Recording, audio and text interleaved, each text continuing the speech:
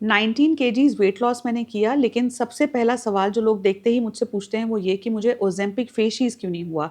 तो आज की वीडियो में मैं आपको बताने वाली हूँ कि ओज़ेम्पिक फेशिज़ क्या है, ये क्यों होता है और किन बातों का मैंने ध्यान रखा इतना वेट लॉस करते समय कि मुझे ओज़ेम्पिक फेशिज़ ना हो। तो चलिए शुरू करते हैं वीडियो। सबसे पहले देखते हैं कि ओज़ेम्पिक फेशिज़ क्या होता है। ओज़ेम्पिक फेशिज़ का मतलब है कि आपने देखा होगा कि बहुत सारे सेलिब्रिटीज़ ने बहुत ड्रास्टिक वेट लॉस किया, जिसकी वजह से उनकी स्किन सैग हो गई और मसल लॉस हुआ और उसकी वजह से बहुत ज़्यादा एजिंग के साइंस उनके चेहरे पर दिखने लगे, तो इसे ओज़ेम्पिक फेशिज़ कहते हैं। तो ओज़ेम्पिक फेशिज़ तब होगा जब अगर आपने सडन वेट लॉस किया है।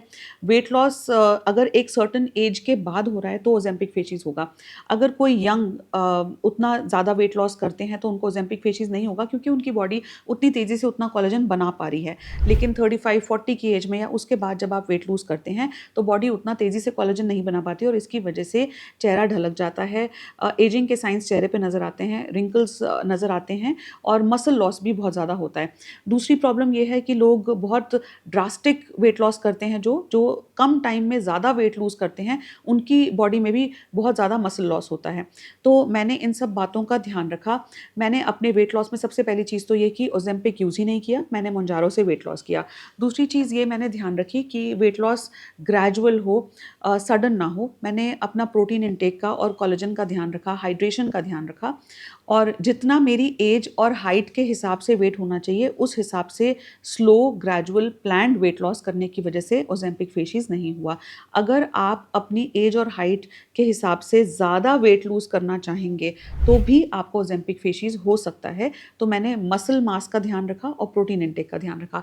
इसके अलावा कुछ ट्रीटमेंट्स जिन्होंने बहुत ज़्यादा मदद की, वो ट्रीटमेंट्स में मैंने आईवी ड्रिप ली। आईवी ड्रिप में ग्लूटाथियोन और विटामिन सी जैसे एंटीऑक्सीडेंट्स के अलावा आईवी कोलेजन और आईवी रेस्वेराट्रोल मैं लेती हूँ। आईवी कोलेजन और रेस्वेराट्रोल के रिज़ल्ट्स बहुत अच्छे हैं। ये स्किन की हाइड्रेशन, इलास्टिसिटी, फर्मनेस में बहुत अच्छा काम करता है। ये बहुत अच्छी आईवी ड्रिप्स हैं जो एंटी एजिंग के लिए हैं, जो कि इसमें हेल्प करेंगी कि आप किसी भी तरीके से वेट लूज़ कर रहे हों तो आपका स्किन सैग ना हो, स्किन में हाइड्रेशन और इलास्टिसिटी बनी रहे। इसके अलावा कुछ ऐसे ट्रीटमेंट्स जो स्किन की टोनिंग और टाइटनिंग के लिए, बॉडी की टोनिंग टाइटनिंग के लिए और फेस को लिफ्ट करने के लिए आरएफ टेक्नोलॉजी बेस्ड ट्रीटमेंट्स मैं करवाती रहती हूँ। और हाइड्रेशन बूस्टर्स जैसे नैड बूस्टर्स जो एंटीऑक्सीडेंट बूस्टर्स हैं, वो भी मैंने अपने फेस पे काफ़ी करवाए हैं। अगर आपके पास मोंजारो या ओज़ेम्पिक से रिलेटेड कोई भी क्वेश्चंस हैं तो उन्हें कमेंट सेक्शन में कमेंट करके बताइए। मैं और मेरी टीम कोशिश करेंगी कि आपके सारे क्वेश्चंस के आंसर्स करें। I hope the video was informative.